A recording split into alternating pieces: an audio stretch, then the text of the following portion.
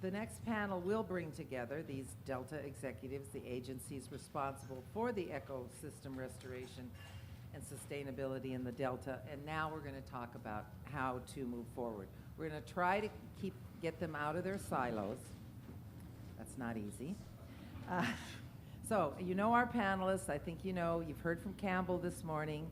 He is the executive officer of the Conservancy. He's joined by Joe Grindstaff. Joe, you weren't with us this morning to hear about how you need the 12-step process, but I know that already. But you know that process. As everybody knows, he's executive officer of the Delta Stewardship Council. You know about that. With us also this afternoon, and you weren't here this morning either, Mike, but we're glad you're here, is Mike Machado, executive director of the Delta Protection Commission. And many of you know that he served 8 years in the state Senate and I think 6 years in the California Assembly, representing part of the Delta area before that. So another panelist with us is Byron Buck.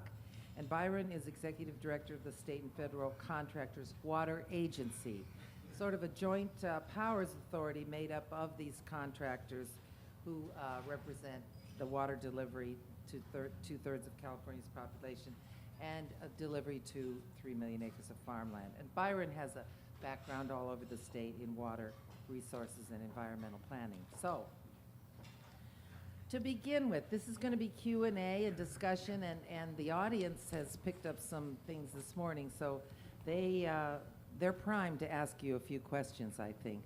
But in light of trying to look at problems in a new way, trying to not repeat your own stump speeches.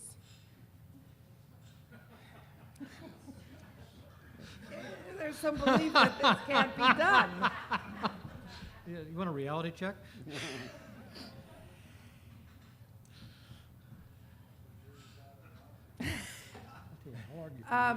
So if we're going to do that and not make this another Delta panel, what should our understanding of the problem, why can't we all even agree on what the problem is? And what are some common elements that we can agree with, that we could maybe start to get beyond just our silo positions? Who wants to go first? Because, okay, Byron wants to go first. Just so happens I have some notes on that question, and she didn't even telegraph it, so that's good. Rita, I think you've hit on it. I think part of the problem with the Delta conundrum we've had is we don't really agree on the problem, and we kind of talk past each other because of that. We've got, and Dan Walters has talked about this in a number of forums, and the legislature is sort of a mirror of this, that we've got a lot of values clashing in the system.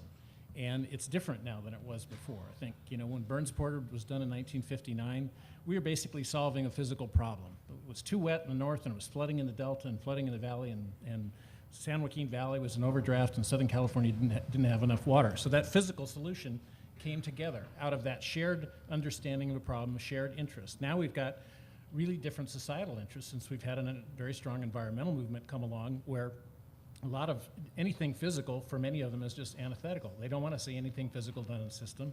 Withdrawals from the river systems is something they don't want to see. And underlying it all is really an agenda about growth. It's not so much about the Delta. It's about a different kind of debate, and the Delta becomes subtext. So until you really get to an honest discussion of what the problem is, it's hard really to move forward when you don't have that shared basis of what is it exactly you're trying to solve. So you're saying it's an argument about growth of the state and the needs and the pressures of the interests. It's a microcosm for that. I mean, water is part of economic development. Economic development is destiny. I mean, you can get into area of origin issues and everything else that flow from this, no pun intended. But that is fundamentally what it's about, and visions for what we want to be as a state. And that's kind of at the base of a lot of the arguments. Guys?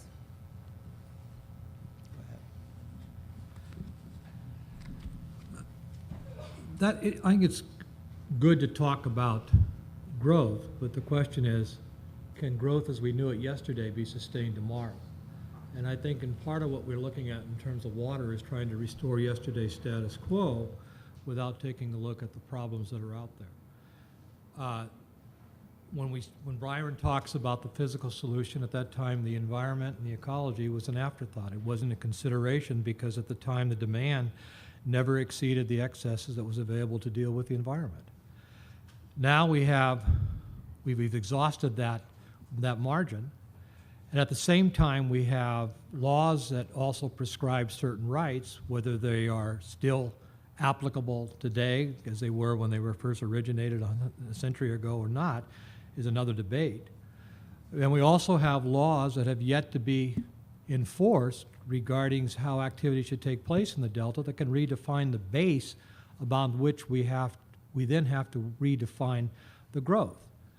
And I think we are afraid to look at that broad of a spectrum and just take a slice out of it and say if we deal with that slice, then the rest of the loaf will be taken care of. And until we start looking at the broader perspective and the fact that we may not be able to sustain yesterday's status quo and growth may have to be redefined, we don't solve the problem. I guess I'm not sure that it's about growth so much as, but I do agree that it's about our values. And it seems to me that we have a very diverse set of values in California.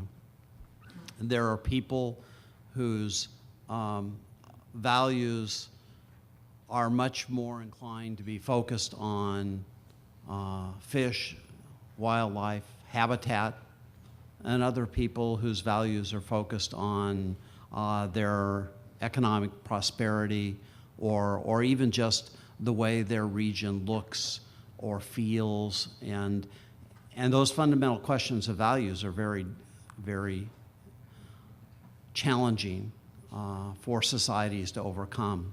So I see the problems, the challenges that we're facing as really being a microcosm of the challenges we face as a society in general. So we have big problems in California, not just about water, but about the budget, about all kinds of issues, and those are fundamentally issues about values, and I think water kind of falls out from that. So we were able to, by a small margin, come to a consensus about water back in the 60s, but our society was a much different one than it is today, where we have many, many different people with different values, and we haven't yet figured out how to integrate all of those and make those work. So I guess I agree with everything everybody else has said, but I see it as a real fundamental issue that goes beyond just water.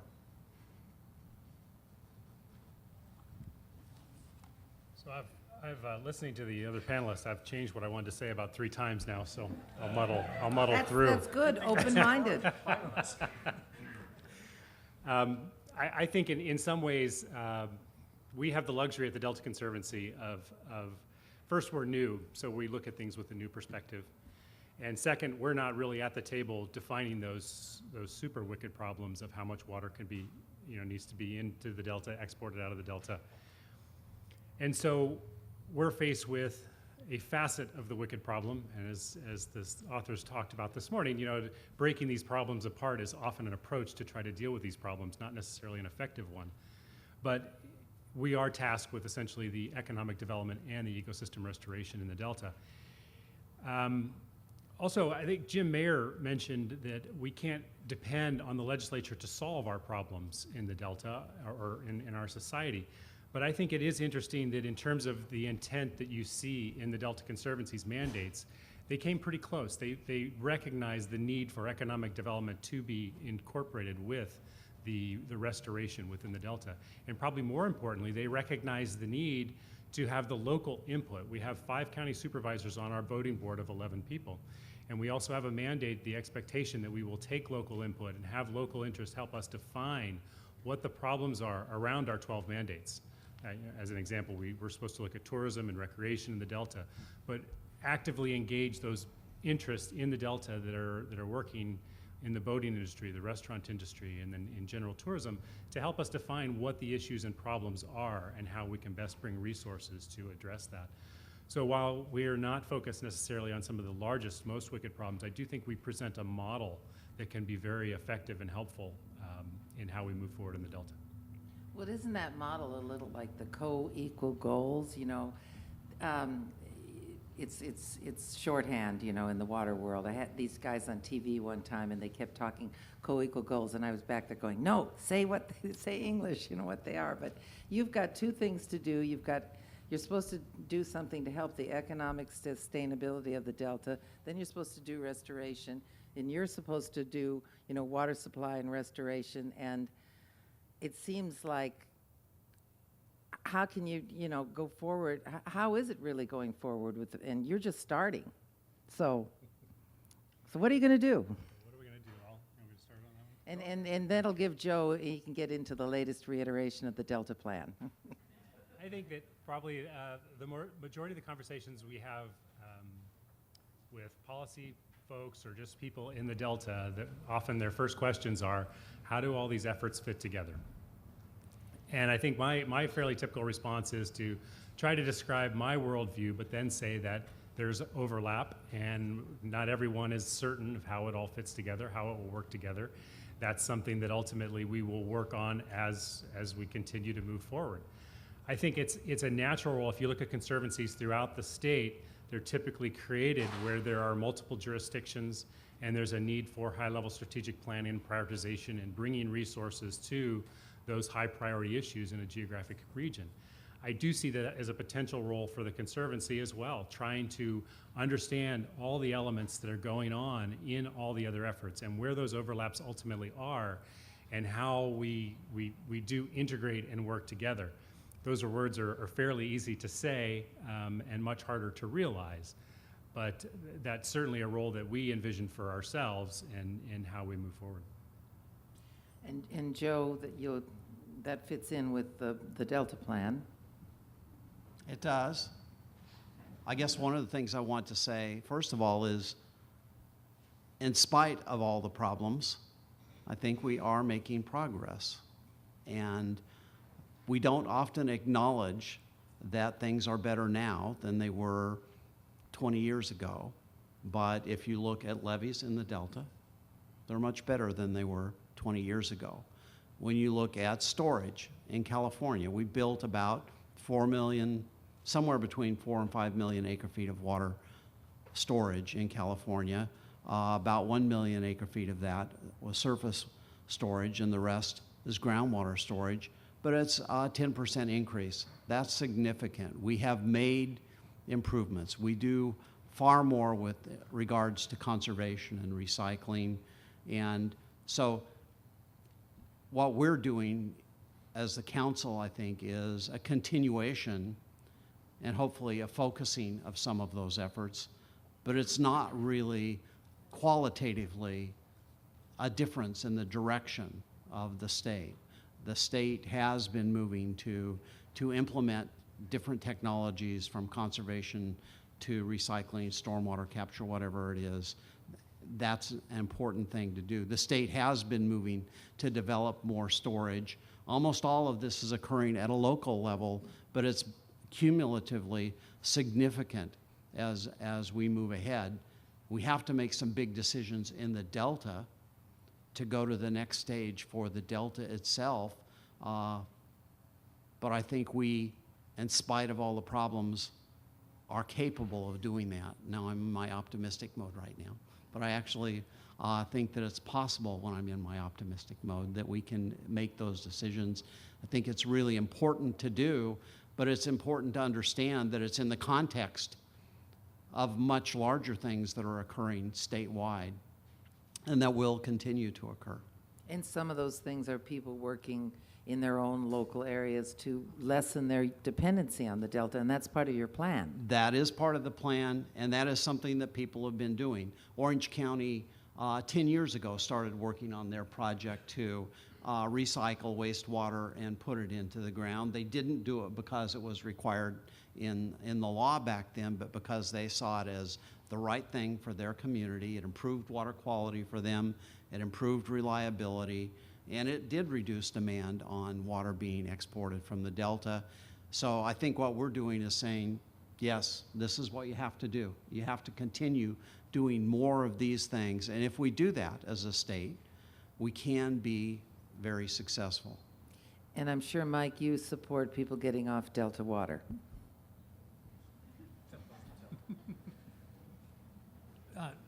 Yes, I think because the debate is about how do you restore the delta, and restoring the delta deals with how do you take care of those species that are in peril.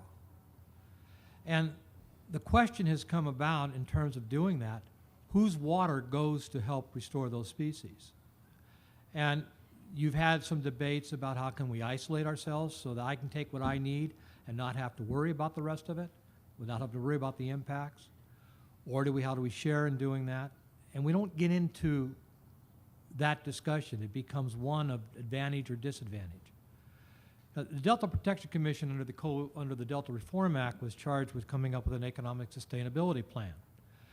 And Rita talked about the co-equal goals. The co-equal goals are to have reliable water supply and restore habitat, along with an inherent objective that the legislature said to be followed in pursuit of that was the preservation and enhancement of agricultural, recreation, and tourism. And so you get to an economic output model of what the delta output is and significance to the economy, and you look at what can distort that. That raises some fundamental issues as to how do you go after the co-equal goals.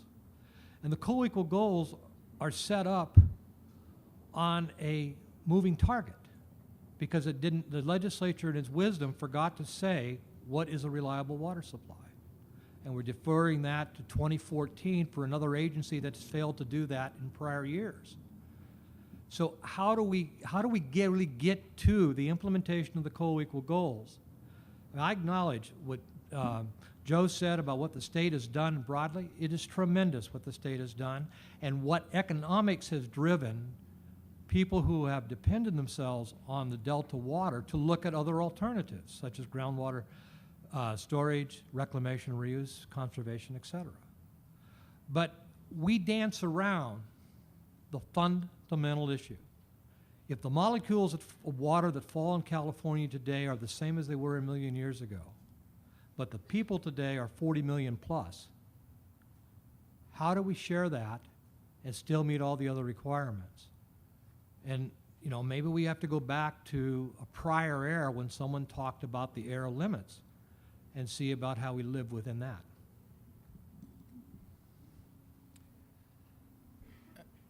I enjoyed this morning quite a bit, but I think it came from the paradigm of wicked problems and, oh my, this is a difficult one we've been wrestling with for 40 years. But you can look at it as problems, you can look at it as Campbell did as issues, or you can look at it as opportunities. And I'm kind of a glass half full person. I think there are tremendous opportunities we have here to bring the issues together. There's a confluence between ecosystem restoration and conveyance design. There's a confluence between economic diversification and health in the Delta and recreational investment and habitat restoration. There's a confluence between habitat restoration and flood control, opening up floodplains and taking away flood problems because of constricted river channels. And let me give you just kind of one real example that I'm working on today. State and federal contractors have a habitat restoration obligation under the current biological opinions. We're buying lands to do habitat restoration. I'm looking at another parcel in the Sassoon Marsh area where we've got a local person who wants to develop a bed and breakfast business based upon ecotourism and birders. And the essence of the deal is we would come in, do the restoration, turn the land over to a conservancy such as Campbell's.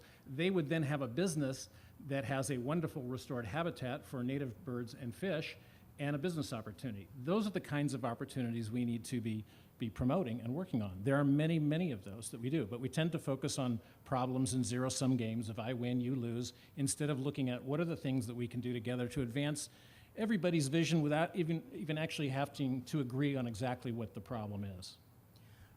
Well, that is a different way to look at it. Now, one thing I think when listening to you talk, Byron, that there probably are people in the audience who remember a few years ago when the state and federal water contractors did not talk about restoration and birding, and they talked about getting more water, and at least a reliable supply. So A lot of people and you started to explain it, that you guys are taking a different tack at this. I mean, you're obviously still saying, hey, we want this and that and da-da-da, but you're getting into restoration in a big way because you see it as part of the solution. Yeah, absolutely. I mean, we have, nobody has any less of an interest in restoring the ecosystem in the Delta than anyone who diverts water from the system, whether it's upstream or in the Delta or out of it, because if we don't fix that problem, the reliability suffers. And we're seeing that with the biological opinions and actions there, whether the science is valid or not. The reality is they have constrained water supply.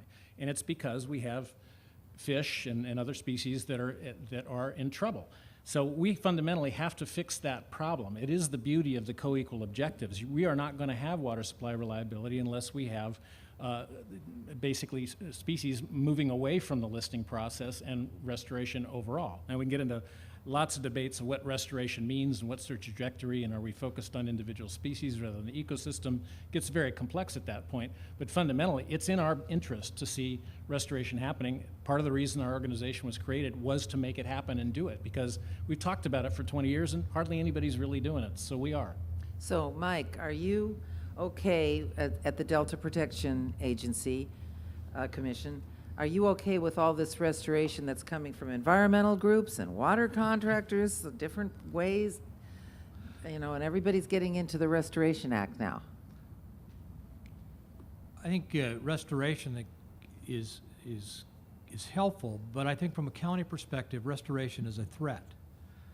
Because if you have restoration that takes land out of production, there's usually no mitigation for local services that have to be provided by counties. And if we talk about in lieu of payments, they're usually elusive and unreliable and never materialize. But often lost too is the associated economic activity that's there because of a working on farm that was taking place, the employment, the associated economies that result from that. And that's of concern with residents in the Delta. And that runs up right against the inherent objective of the co-equal goals, which was to preserve and enhance. So the commission takes the perspective that, yes, there is opportunity for restoration. There's restoration that can take place with modification of agricultural practices through partnering. There's restoration that can take place on existing state-owned public lands that should be exhausted first before you start taking out private lands that are part of the economic activity of the Delta. And this is where the layering comes back in terms of how local counties can continue to provide their services. The other aspect of this, too, is that when you talk about making investments in the Delta, it is very easy to talk about making investments until you have to deal with the multiple tiers of regulations that stand in the way of or cloud the opportunity for return on investment that is a disincentive for private investment.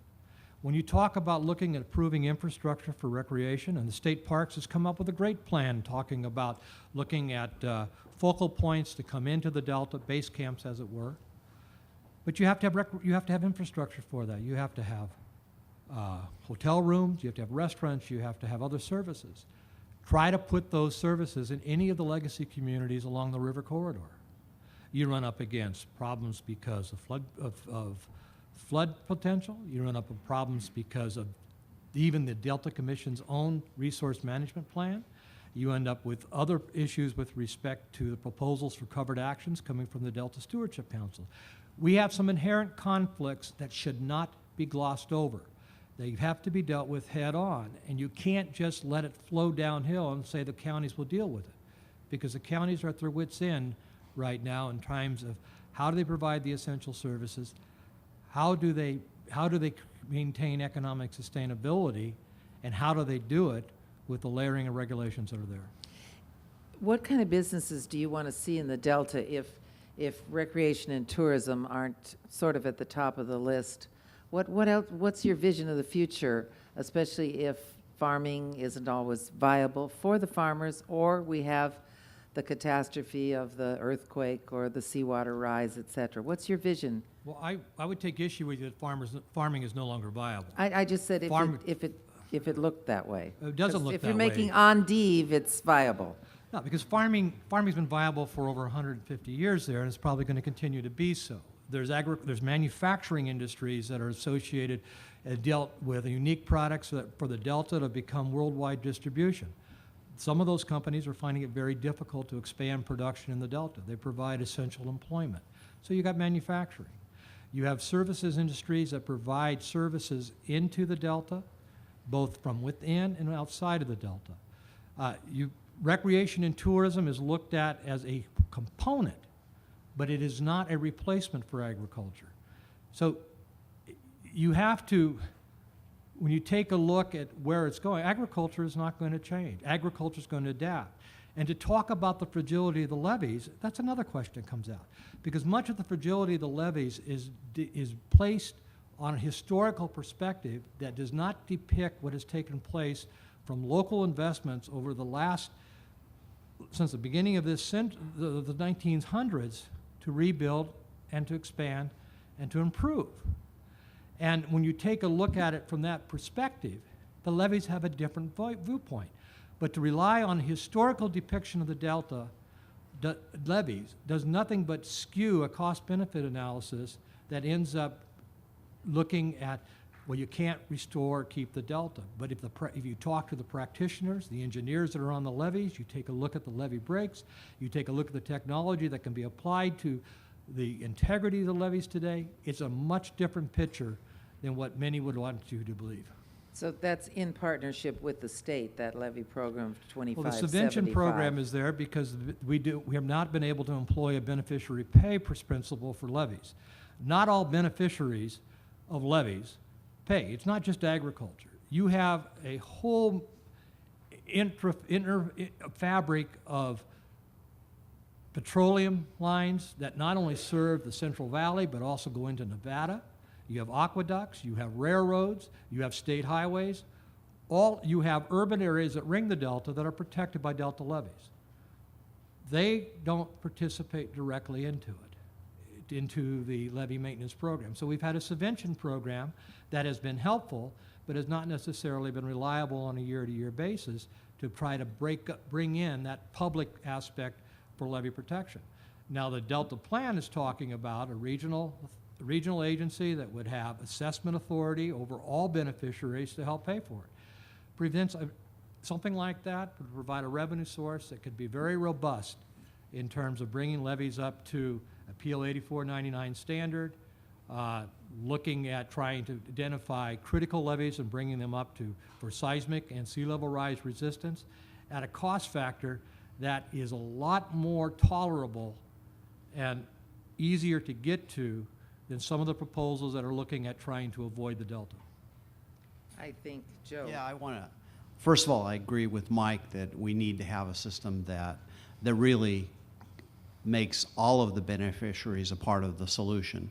And we need that in order to have a sustainable flood management program in the Delta. But I want to go back to the original question about what the Delta should look like moving forward. When I think about what, in my mind, I think would be incredibly, if we 100 years from now could have gone from, what are we now, maybe 5% of the Delta is habitat to 15%, something like that. Maybe it's 20% of the Delta. I'm trying to describe it in gross terms. If the major undeveloped parts of the Delta that aren't part of existing city limits or urban areas could be preserved for agriculture or habitat if it's key habitat land.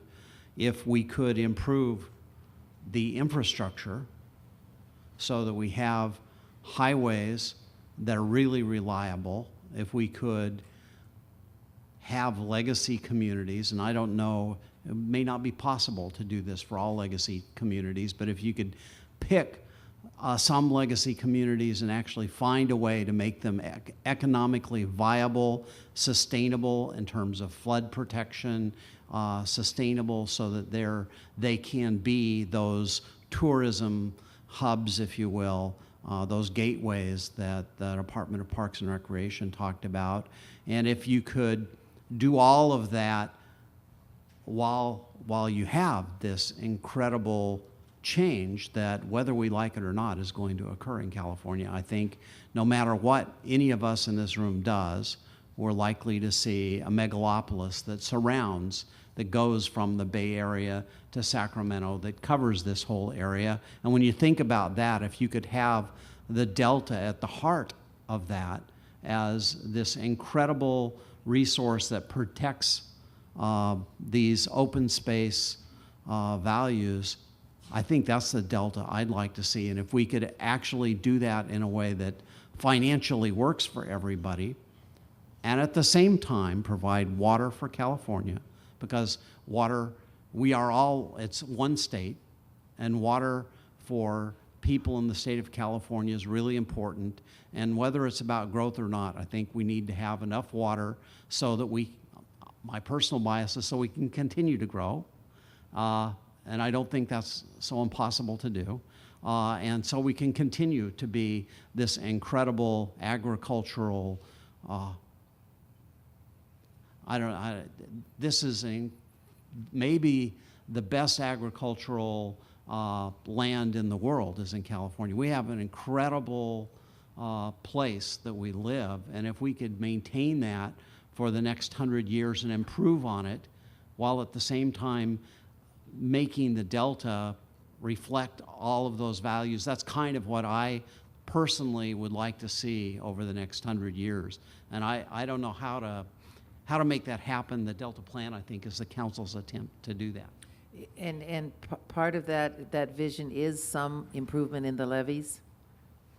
Absolutely. I'm not willing to say every levy in the Delta should be PL 8499 or should be up at this level or that level, but I think the kind of Delta that I would personally would love to see is one that's resilient, that can support a reasonable level of flood protection, and if an area is flooded, could be restored and maintained. You know, personally, that's what I'd like to see. Campbell, I think you could weigh in on a few of these vision thoughts. Where to begin? I agree with Byron. I think there's incredible opportunity in the Delta. I think particularly on the economic front, there are many, many ways that we can look at the Delta differently and think about how we can bring resources to improve the economic condition in the Delta. I also recognize that there's still always going to be that fundamental tension between needing to try to restore some percentage of the Delta to aquatic habitat, that habitat that's been missing, and that fundamental tension between agriculture and what that means for agriculture in the Delta. I think that's an issue that we will continue to struggle with for a long time, defining that balance and defining how, even what economic sustainability means in the Delta relative to loss of ag land in the Delta.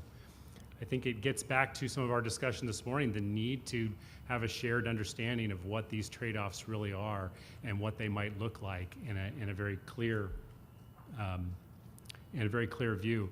I also agree with Mike that there is tremendous unrecognized habitat value in agriculture within the Delta today.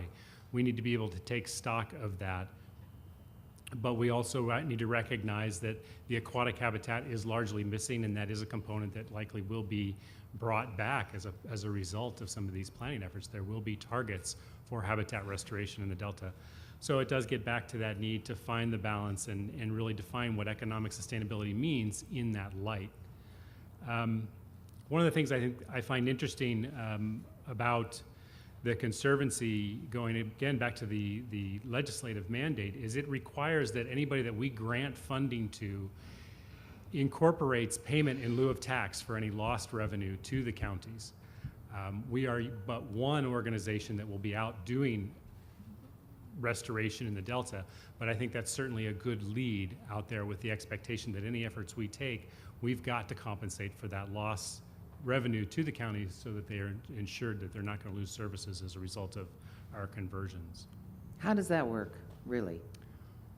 Well, ultimately, it means that if there's a restoration project out there that will take a certain number of acres out of production, to receive money from the Conservancy to do that restoration, there's got to be a calculation that recognizes what the loss in revenue will be as a result of the crop pattern, the crops that are currently being used, or what is the loss to the county as a result of that conversion, and then it has to set aside funding to continue to make that payment. And that has not been done well in the Delta or anywhere else in conservation in the past. But again, it was recognized as a need within the enabling legislation of the Conservancy. And so it's something that we'll have to work out and Would that be like on a year-by-year basis? And I think it would have to be, much like the operation and maintenance long-term. You're going to have to endow funding to be able to cover the proper management of these lands that are being converted and being put aside for the benefit of habitat, and find a way to fund them in perpetuity for both the operation and maintenance as well as the lost revenue from the production that was on the land previously. And Mike, I think I heard you say something like that wouldn't work so well. Did I hear that? It hasn't worked well in the past. If you take a look at it historically, those type of payments have been elusive and unreliable, if not of non-existence. And the other question, I guess the converse would come. If you did a restoration project and you had in lieu payments and they failed to do in lieu payments, does the restoration project then return back to its original use? And does the county then be able to try to regain the economic output of that? Pull I'd the certainly- microphone a little closer, Mike. Okay, thanks. As I said, the converse of in lieu payments from a restoration project, if the restoration project fails to make the payment, does the project return back to the original state as an economic entity to provide economic resources for a county? Joe. I want to add here, the big problem has been the state and federal government. They're the big deadbeats when it comes to helping. Well, it's true. I'm sorry. Well, it's just a little matter, isn't it? And so my Can we be sense is, specific about the in state? reality, if we're going to solve this problem, either there's going to have to be a ton of money set aside up front, or you're going to have other parties who you can hold accountable. You can't hold the state legislature accountable for not appropriating money to fund in lieu taxes, but you could hold Metropolitan Water District accountable if they Where's didn't do Tomfield? it. So my sense is when you work this through, you're going to have to come up with other parties that are responsible for stepping up, so you have some guarantees. Byron, you've given this a little thought. Yeah, this is my world. For the current biological opinion requirements on the projects, it's a given, basically, because our jurisdictions aren't where we're buying or restoring the habitat property, and we own it, and it essentially looks just like a private individual. So to the extent it's in a Williamson Act contract or not, that stable level of tax payments will continue. For the conveyance within BDCP, that's part of the legislation, that we will have to pay the property taxes, the in-lieu property taxes, for both the footprint of the conveyance and for any habitat restoration that's related to the conveyance. You pay those property taxes indefinitely? Indefinitely, in perpetuity. And what we'll do is basically do an endowment, and we've already done one for one of our projects that for the first 5 years of it until the restoration goes. The problem is in part of the Delta plan, and restoration overall is a statewide responsibility. We didn't, when 95% of the habitat disappeared in the Delta and went to agricultural development, there was no mitigation for that. And people will argue, well, wait a minute, now you want to flip it around and say there's mitigation when you restore the native habitat that was there in the first place? Some would say that's a bit perverse. I mean, it's a real issue for the counties. They are relying on that revenue. But again, we don't need to just look at it as a zero-sum game, replacing what was lost. Let's build something new. Let's combine habitat restoration and recreational development and ecotourism, create a new economic base so that not that we just replace what we had, let's make the Delta more economically diverse. Let's make it better. Let's not just talk about mitigation or compensation. I mean, adopt the notion of economic sustainability and vitality for the Delta as part of all of what we're doing.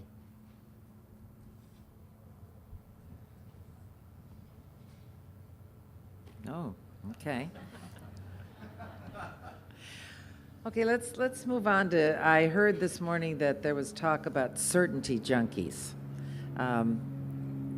Does that sound familiar? What it really is, we have to make we have to make decisions on the available information. That was called adaptive management a while ago. I don't know what they're calling it now, but so can we do that, or are we just going to keep saying, well, we need another study, or we need, that's not my science, your science, that's not sound science. So what about, is there a concern that we're too much trying to be certainty junkies? Are you guys concerned about that or not? Joe. I am sometimes concerned about that because the law doesn't always give agencies flexibility. I know when we first found out about the smelt decline back in 2005, I think it was, I was still Chief Deputy Director at DWR, and I was acting director at CalFed. So I thought, well, I'm in a place where maybe I can have an impact on this. And I pulled in a group of scientists, a broad group of scientists, and some fishery biologists from Fish and Wildlife and Department of Fish and Game, and asked the scientists that were not part of the fish agencies but who'd been really involved in studying these species, what could we do? What would you recommend if we were really going to do an adaptive management program? And they actually proposed something. And the fish agency said, we can't do it. And it was frustrating, but I actually learned from that there are real constraints. They felt they were unable to take the chances that are really implied in adaptive management, because adaptive management is not just, we're not going to take any risks. It's about saying, here's our hypothesis, here's how we're going to test it, we're going to go implement this, and if it doesn't work, we're going to modify what we do. Well, the fish agencies are under constraints with the existing law that say, we can't take any chances, we have to do everything possible to preserve these species, and if something goes wrong in one of these experiments, then we're to blame. And so I am concerned about the law requiring that level of certainty, and I don't think that certainty ever exists for biologists or for anybody in this world, but I think it's a challenge, something we have to work through. So it's the agencies that you think are hung up so much on the being certainty junkies? Some parts of the agencies, and I don't blame the agencies, they actually would pull out the law and say, look, this is what the law says, or here's what this judge's opinion said when our agency tried to do this in the past. It's a challenge. That's why an NCCP and an HCP are a positive thing, because I think we can build in adaptive management, and if we can commit to enough things over the long term, we can maybe do it right. But it is a challenge in the day-to-day management of the fisheries, yes. Byron.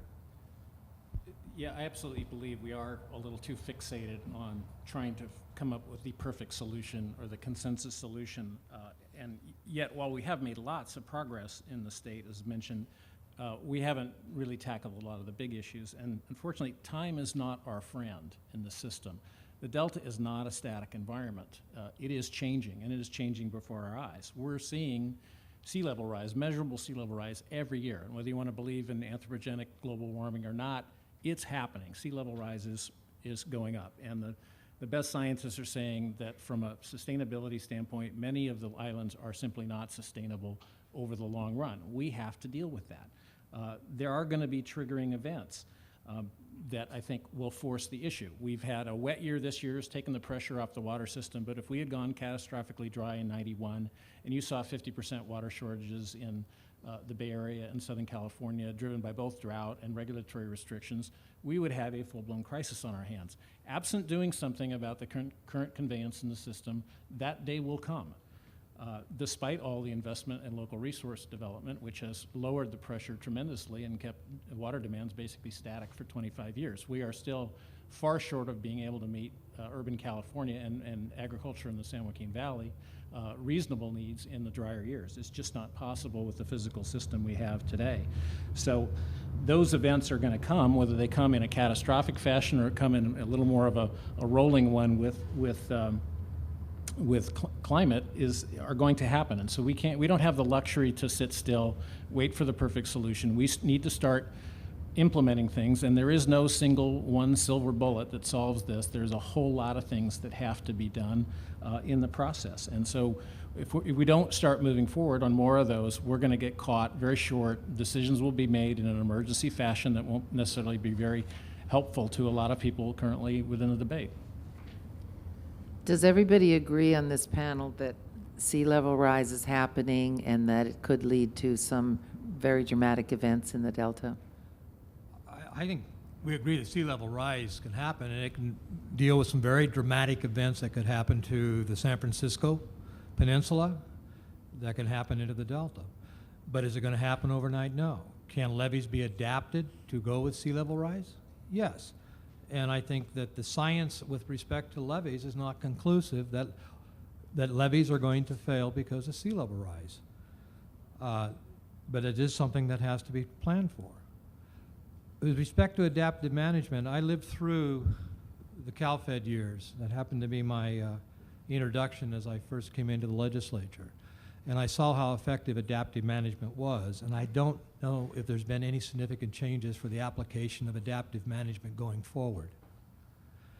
And then saying that, when we talk about the problems with the species and the aquatic restoration, you also have to talk about the flows in the Delta and what flows that were there back in the 1970s with exports and the fish populations then, and what flows are there today with the export levels that we've seen most recently and the decline in the fish.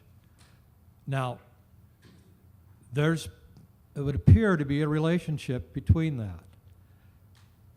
And if we fail to recognize some of those fundamentals in terms of trying to address the problem, but instead jump up to here and say we want to maintain this and try to do something about it, then we end up putting blame, I think, for the causes in areas that probably don't warrant full blame.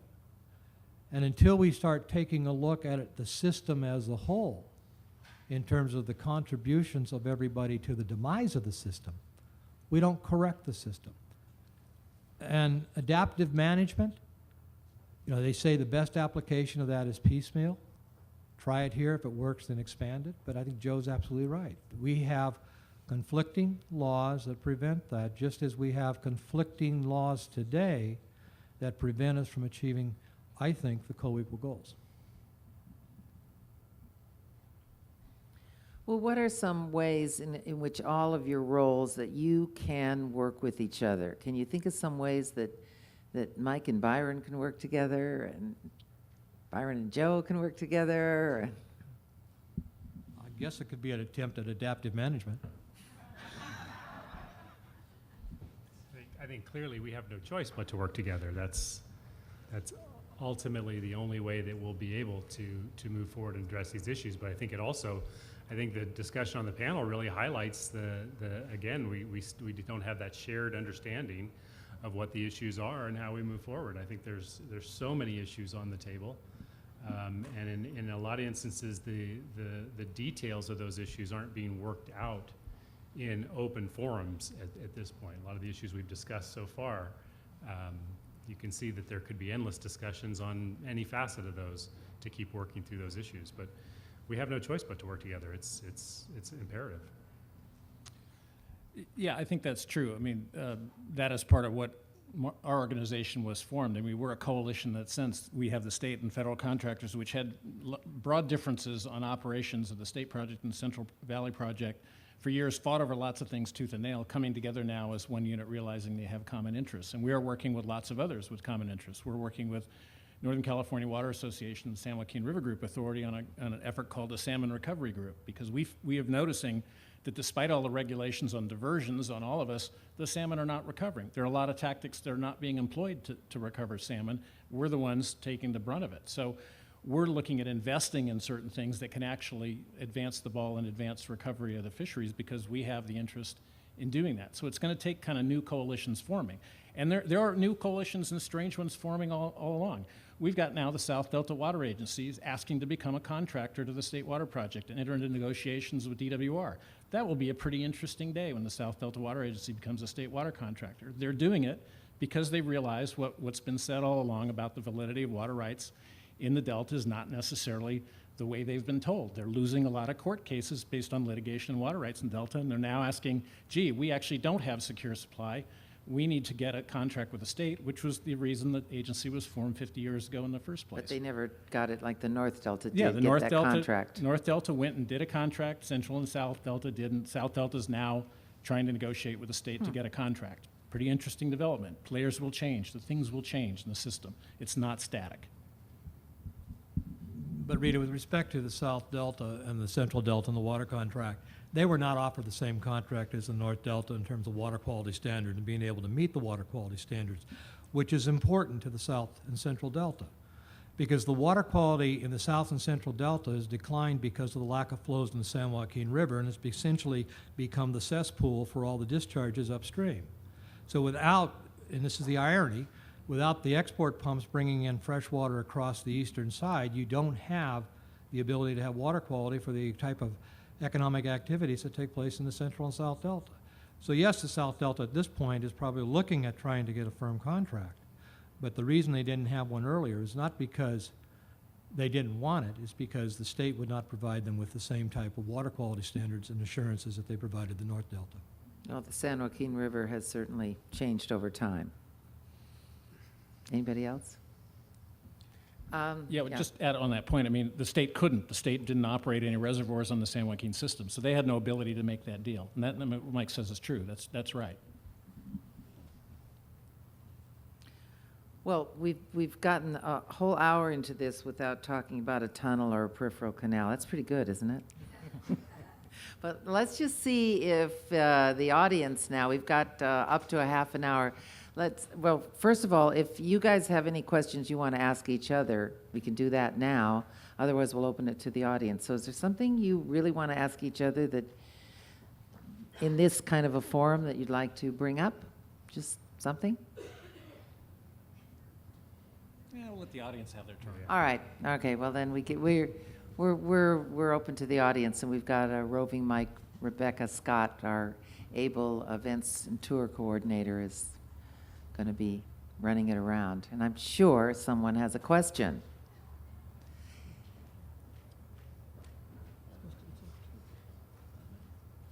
Jan Goldsmith. Hi, On. it's on. I'm Jan Goldsmith, and I represent Placer County Water Agency. I was surprised to hear, Joe, you say that there were some institutional constraints that prevented Fish and Wildlife Service from implementing adaptive management. And I'm wondering, because I don't remember reading it in the Delta plan, whether or not the Delta Stewardship Council has made a systematic inventory and analysis of what the legal constraints and institutional constraints are that may hamper efforts to restore the Delta.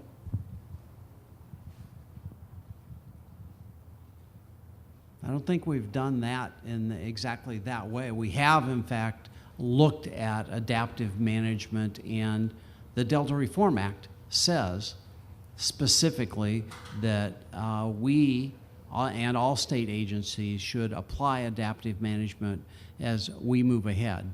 And so we have a chapter that's focused on that. We're probably going to add more in the plan as time goes on about how we do that. We haven't addressed what do you do when you have this conflicting roles and laws, and in particular we haven't addressed the federal agencies, and they are the ones that feel the most restricted in their ability to apply adaptive management.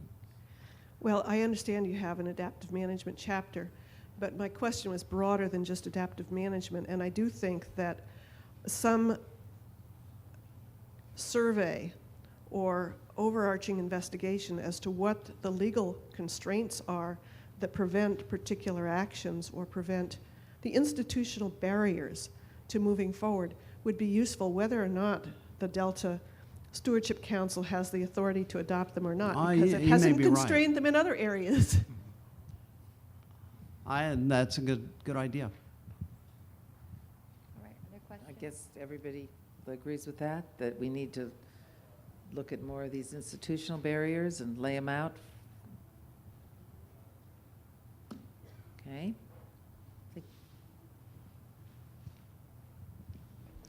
Yes, I just have a couple of questions. I'm Dean Reese from the South Delta Water Agency, one of the attorneys. One working on that contract, huh? Well, that's part of what my question was, or of a comment, more of a comment, is that South Delta Water Agency began negotiating a contract, a potential contract, way back in 1995, and that went on for a couple of years before I was involved. So that's not something that's just come up recently. And the recent discussions that Mr. Buck referred to were offered or opened by Jerry Merrill from the BDCP. So it's not accurate to say that we are started negotiations on a contract because we've lost court cases lately. In fact, there's been a whole host of efforts, as some of you might know, to declare that there were hundreds of thousands of acres of water rights in the Delta that were illegal in the South Delta, and that's come down to be down to maybe a couple of hundred acres that are even still in question. So there's no court cases that we've lost at all with respect to South Delta water rights in the last, well, anything recently with respect to the efforts on the water rights investigation. So that's just not accurate, and I couldn't let that go. And my question was for Campbell. You mentioned earlier that there were aquatic habitat that needs to be restored in the South Delta, or aquatic habitat that's missing. And I'm just my question is as to what your parameters are for that. I mean, missing from what is, I guess, the question. There has been no significant change in the South Delta in terms of habitat or physically in 60 years. So I don't know what you mean by that, and I don't mean that as a challenge, but we hear this all the time, and just if you could help sort of define what the parameters are in terms of what the targets are and what the focus is in terms of trying to restore habitat in the South Delta and the premise for that. I think my comments went to the expectation that at one point the Delta was entirely habitat. There's certainly no expectation of restoring to anywhere near that level, but if you look at the current targets in the Bay Delta Conservation Plan, there are targets for restoring some habitat in the South Delta. I don't recall exactly what those targets are. I want to say between maybe, well, I wouldn't hazard a guess at this point. So I think my comments were just recognizing that through these planning efforts, people are identifying or trying to identify what a good balance is in terms of how much of the aquatic habitat component we need to try to put back in place to be able to maintain these populations of species. I don't think those targets will continue to be negotiated, I believe. Does that answer your question?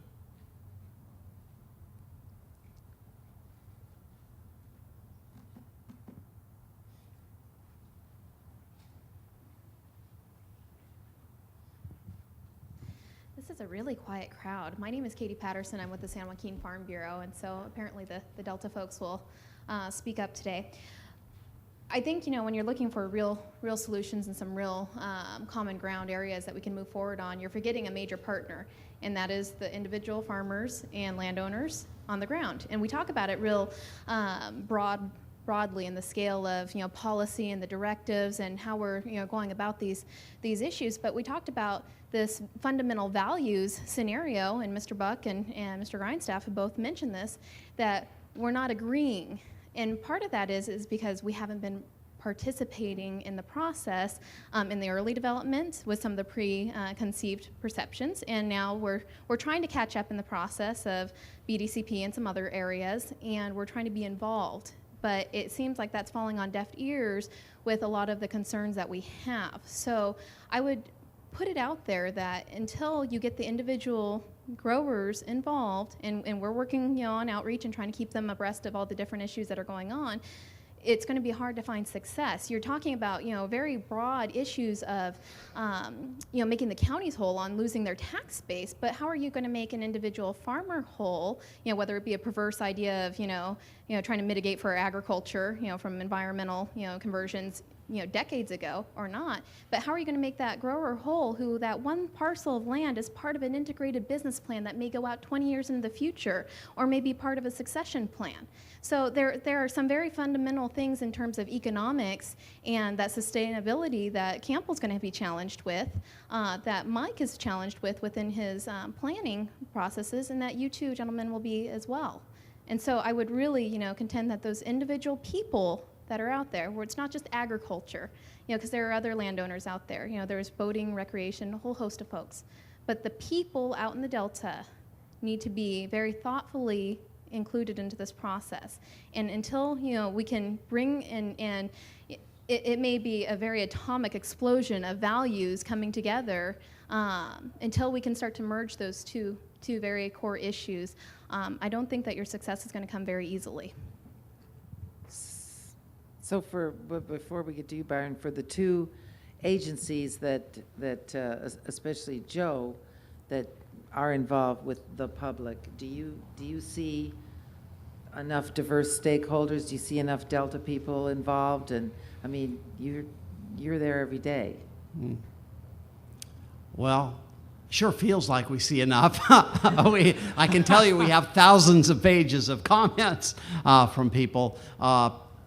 But actually, in the long term, I think there is a need to do a lot more of it on a much more localized scale, a much more focused scale. So when you talk about, and I'm not sure that the council is the right place to do it, but when you talk about doing a restoration project in an area, then it's really important to work with the people on that island, on that tract, to make sure that you're addressing their concerns and to think about the economics, the long-term viability for the community, to think about things more specifically. And I think there is a lot of room for a lot of outreach that we, because we're such a programmatic agency and our plan is so programmatic, at least at this point, we haven't done all of that.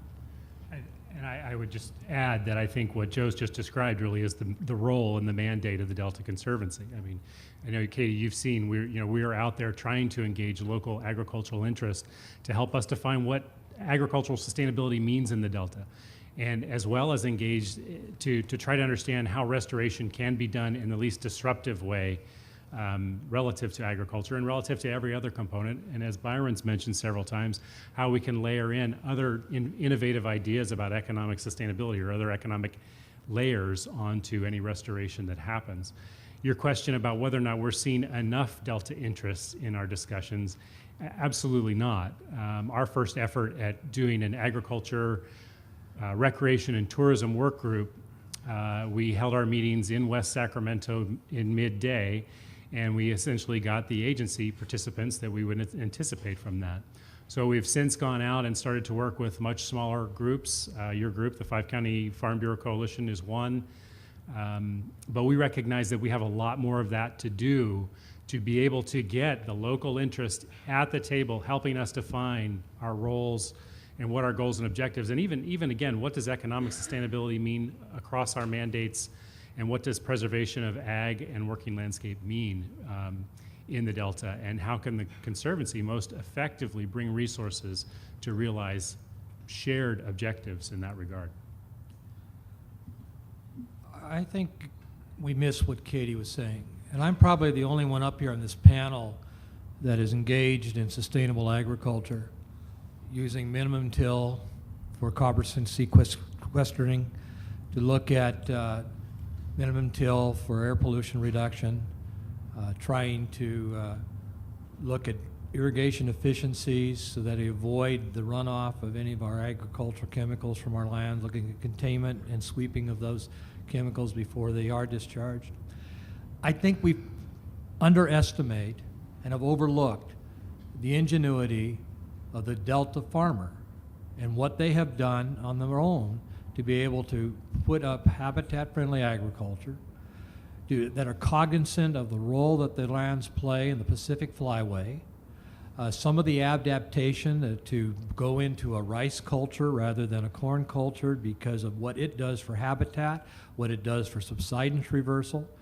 The type of agriculture that's taken place over the last 30 years that has reduced significantly subsidence from the Delta that had previously been there.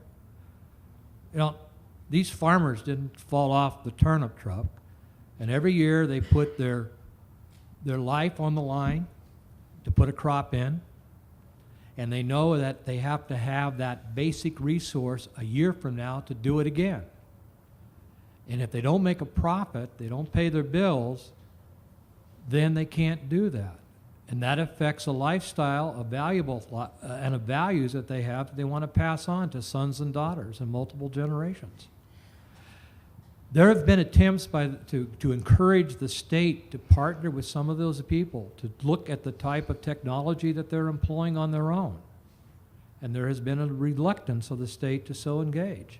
And that has retarded, I think, some of the ability to have larger and more wide-scale restoration to be adapted.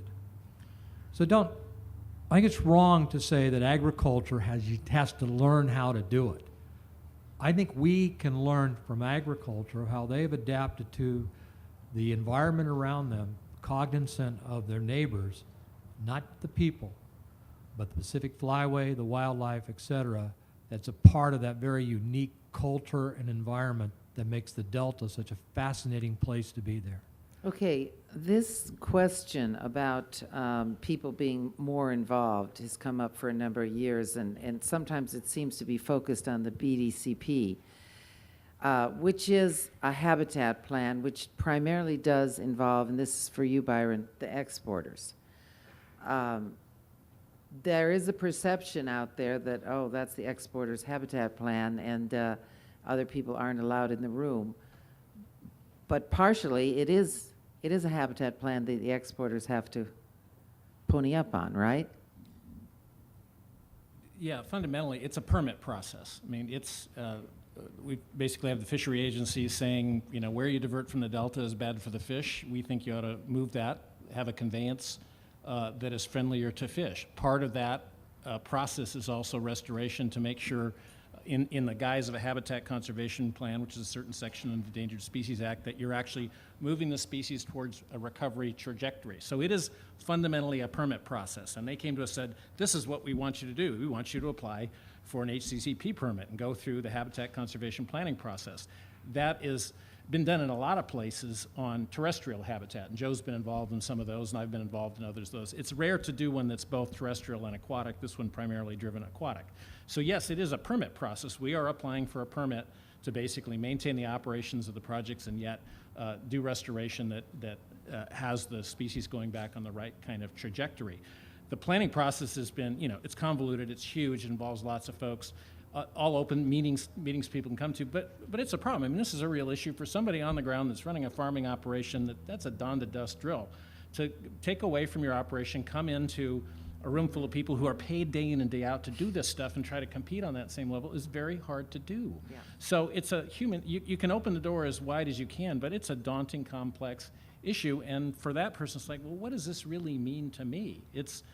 Often it's very hard for them to access it and grab it. I just want to make kind of one point for the individual farmer with restoration. All the restoration is being done on a willing seller, willing buyer basis at this point. That is how it's being proceeded. So while that individual farmer is obviously getting compensated because he's deciding he wants to sell and go do something else, it does bring up an issue of, in a scale, you've got economic institutions built around certain kind of crops. You don't want to focus your area in one to basically then shut down that part of the agricultural economy. So you have to do it carefully, not just focusing on that individual, but looking at the economics of a whole and make sure there's an economy of scale, that you don't take out so many tomato orchard or fields that there's no tomato processing plant jobs in Stockton and Woodland and places like that. So it has to be done with a little broader focus when you look at that. Another question.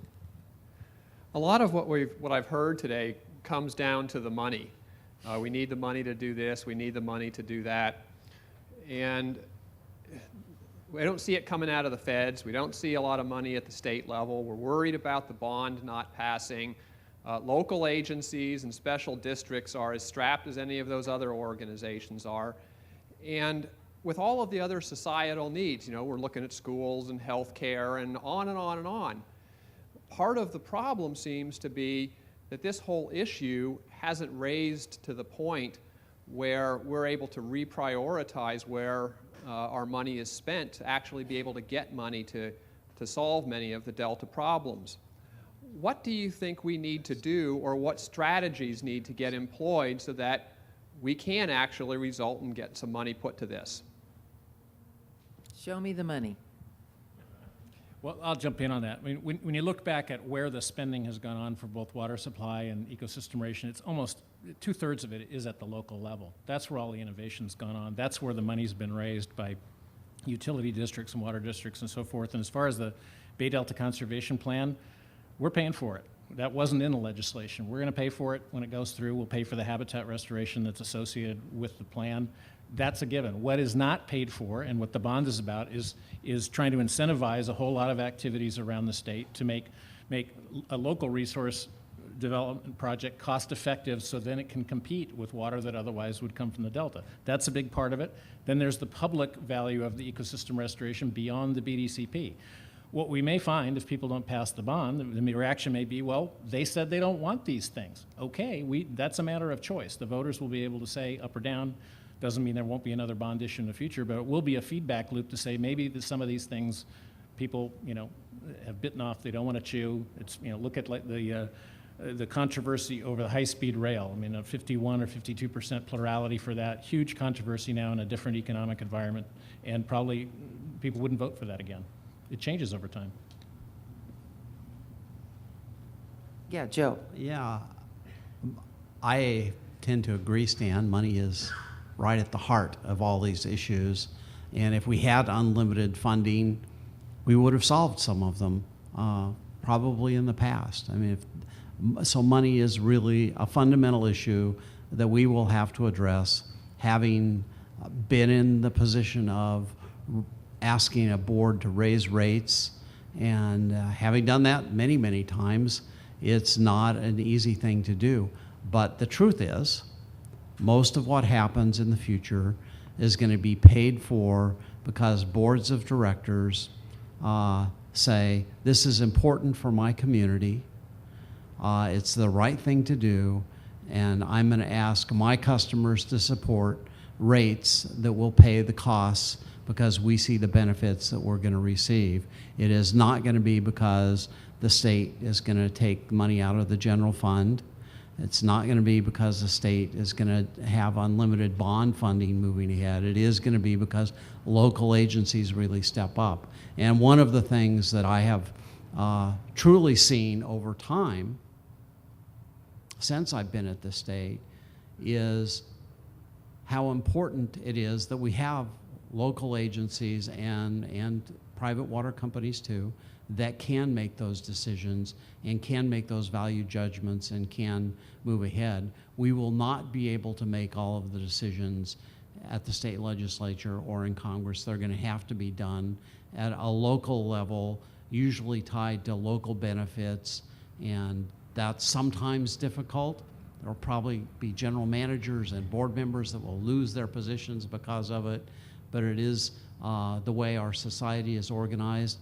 And it actually, as I described at the beginning when I said we've made progress, that's why we've made progress. It isn't because state government has stepped up and said, this is the right thing to do, we're going to go do that. We made progress largely because while state government is not totally dysfunctional, and we have pointed the right direction, and we have had bond money to provide incentives, local agencies have actually stepped up and carried the burden. And I think that's the way it's going to be. Yes. Good afternoon. Mark Rentz, Association of California Water Agencies. Question for all the panelists. I'll start with what I think was a quote from you earlier, Mike. You said, there appears to be a fundamental relationship between recent increases in Delta exports and fish population declines. If I go to another forum, I can hear another set of experts stand up to the mic and they can say, there appears to be a fundamental relationship between increases in predatory fish species and decline in native species. I can go to another forum, I can listen to somebody say, there appears to be a relationship between recent increases in discharges, whether they're urban or agriculture, to the delta and fish declines. All issues come forward, all issues promoters provide their experts. The strategic question I have for you all that I'd be interested in hearing is your thoughts on how do we take a multiple variable problem, such as what we're facing in the Delta? How do we strategically think about a multiple variable approach, and how do we start crafting solutions that address multiple variable challenges? We'll need 2 more hours now for that. But a good one.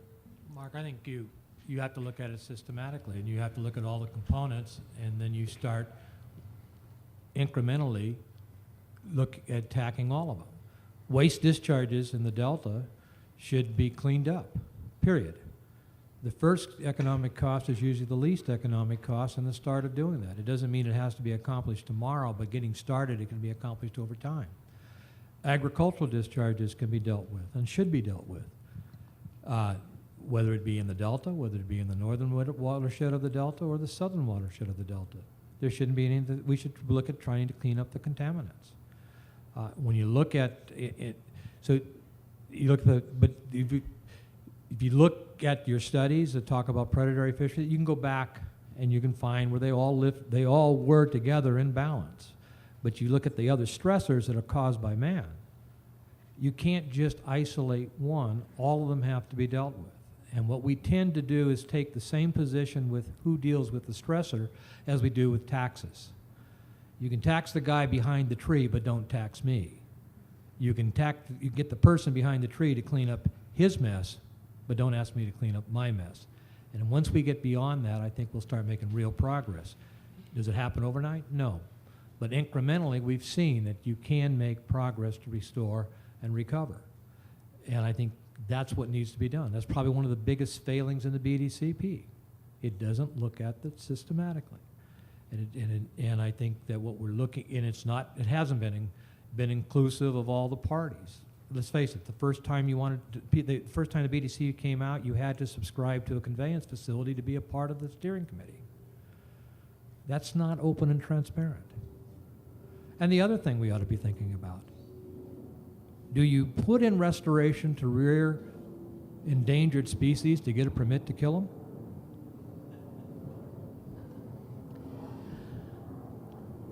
Go ahead, Joe. I'm not sure I agree with everything you said there, Mike. Didn't think you would. But I do think that tackling all of the problems is imperative, and you can't, at least all of the major ones, and you named them, Mike named them, we have to deal with everything that we can, and I think it is possible to do that, and we're attempting to do that as we move ahead. There will be problems along the way, but if we're committed to doing it, I think we can.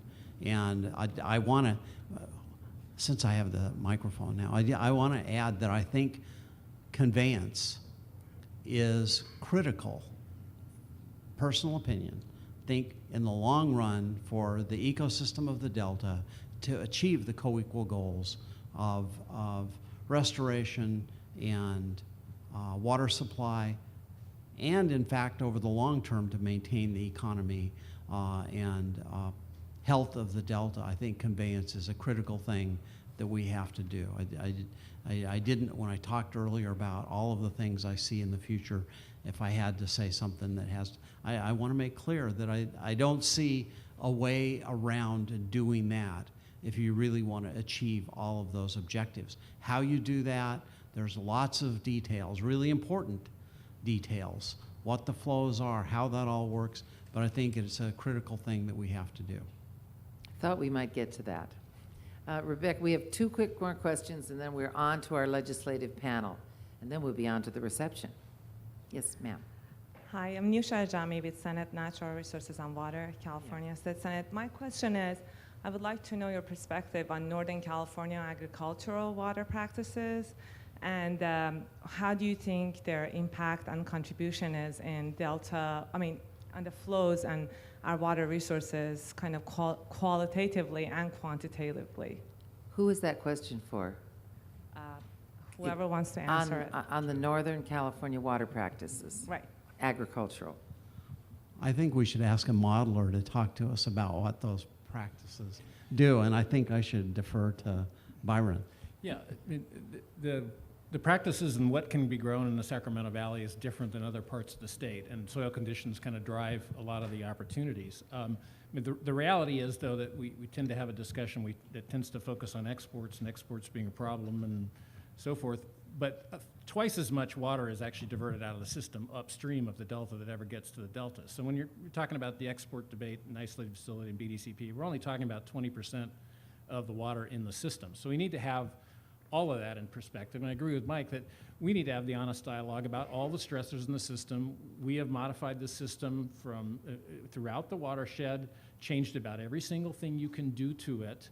And we all have a responsibility to look at what the real problems are and addressing it. If we want to change the trajectory, and if we value native species and want to turn that back, we have to look at all the real problems. We can't demonize one particular aspect of it and expect that you're going to solve the problem by taxing that guy behind the tree. We're all part of it. We all need be part of the solution.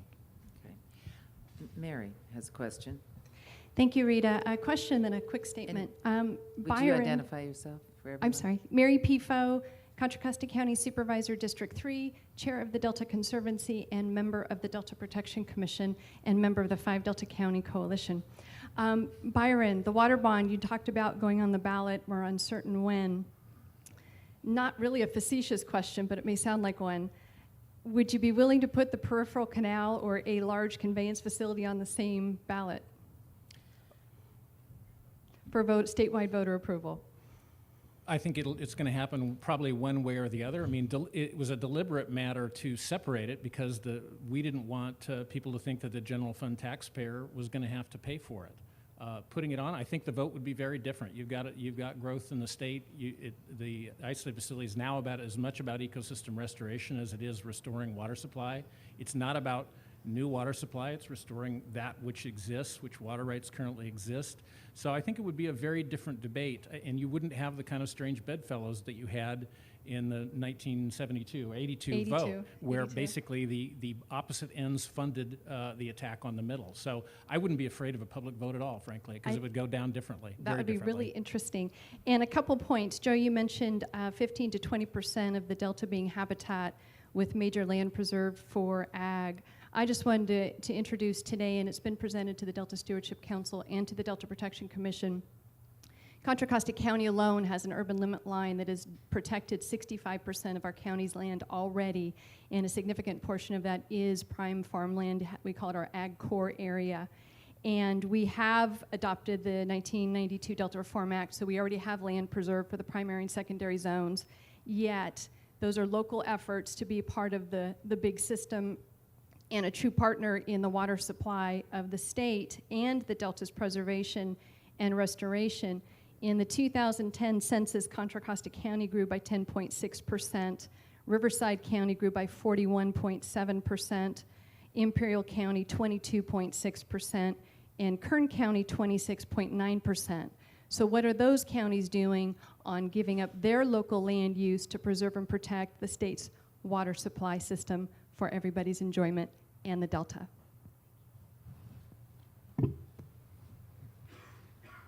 I think that was a statement. A rhetorical question. I'm actually from Riverside County, Mary, so Yes, we he still can talk lives there. afterwards. And one last question from the Sac Valley, Vicki Newland. Hi, I just wanted to pull from what she said about the Sacramento Valley. We are trying to figure out what you guys are planning for us and how you're going to, you talked about economic sustainability for agriculture. We're ag-based as well, and so when you talk about taking water for in-stream flows from the Sacramento Valley and putting us on groundwater, which creates tension between the groundwater users and the surface water users, let's talk about economic sustainability for the entire state when it comes to agriculture. So how are you going to do that? I think we're losing our lessons from the morning here. So I bet that was directed at me. But my sense is that it should apply to everybody, and I don't think anybody is saying stop taking water out of the rivers, take it all out of groundwater, at least not that I'm aware of. But I think there is an effort to say we need to figure out how to do these things smarter, if you will. And I think that's the challenge as we move ahead. Vicki, I think you bring up a point, and to some extent the Delta Plan kind of punts on this issue to the state board, and rightfully so, because it is their job to basically set the flow objectives that were put out in the '09 legislation. But we have a potential train wreck coming there, and we've got cognitive dissonance, if you had Psychology 101 within the Delta Plan, where they're saying, gee, we need to move more towards the natural hydrograph, but yeah, we want to build more storage too. The two are opposite ends. Natural hydrograph is essentially negative storage. You're essentially, in essence, it says decommission the reservoirs that we've got now if you're going to do that in any big way. And to restore natural hydrograph of what the State Board's flow report did, you would lose the salmon in about 2 years because you'd lose cold water pool, you'd lose half of the electric power that's generated in hydropower in the state in the summertime, which keeps the grid alive and keeps all of our air conditioners on. It would be a tremendous disruption both for ecosystem and the economy. So that debate over what flow regime we want is going to be a huge one. And if we can't win the one where it's saying we need to work on all the other aspects in addition to the hydrograph of restoration of fisheries and river systems, just throwing more water at a channel that's been channelized and riprap and is full of predators isn't going to help the fish one bit. But that debate is a big one. It's coming out there. It's just been deferred in the Delta Plan.